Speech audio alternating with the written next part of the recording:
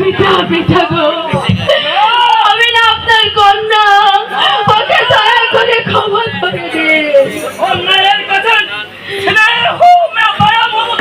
কিছু টিকতে পারে না বলে না। আমি চাই শুধু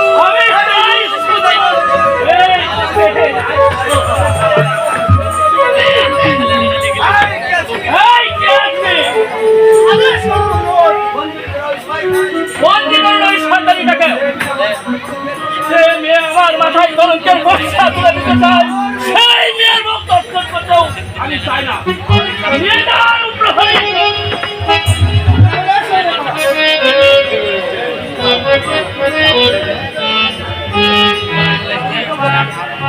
পিতা,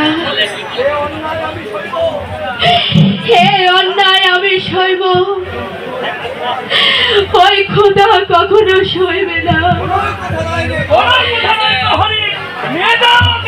হ্যাঁ, আমি চলে যাচ্ছি পিতা, তবে যাবার পূর্বে আপনাকে একটি কথা বলে যাচ্ছি পিতা।